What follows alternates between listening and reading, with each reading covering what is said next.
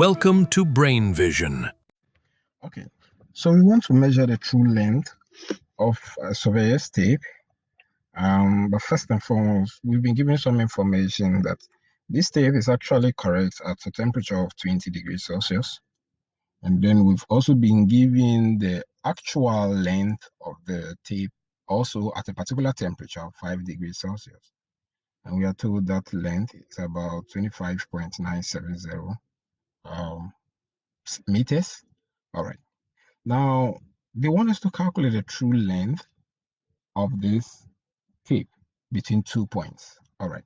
Now, in this question, what equation we are going to employ is the linear expansion equation, which is given as delta L is equal to the initial length, let's say L naught, multiplied by the coefficient of linear expansivity times the change in temperature.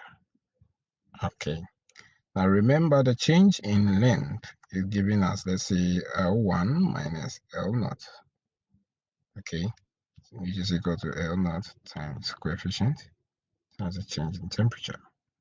All right, so what basically we are looking for is L1, because we are asked to calculate the true length. So that is what we are actually calculating for. All right, now when we make L1 the subject in this equation, or we make L1 standalone, our equation becomes L naught plus L naught multiplied by coefficient times the change in temperature. Okay. All right. So let's say our T1 is 20 degrees, and then our T0, which is initial, or let's say for 5 degrees Celsius.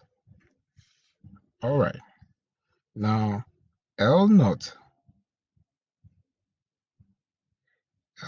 is equal to 25.970 meters. Okay. So let's see what the actual length will be after we consider the change in temperature of this tape. All right. So L1 will be equal to 25.970 into bracket 1 plus I beg your pardon, give me a moment. L0 plus the coefficient, which is about 1 point. Let me use this instead. So 1.2 times 10 to the power negative 5 multiplied by the change in temperature, which is 20 minus 5. Now, if you're wondering how I got this, from the above equation right here, all I had to do was to factorize L0 out. And then when I factorized L0 out, I had L0 into bracket 1 plus coefficient times the change in temperature.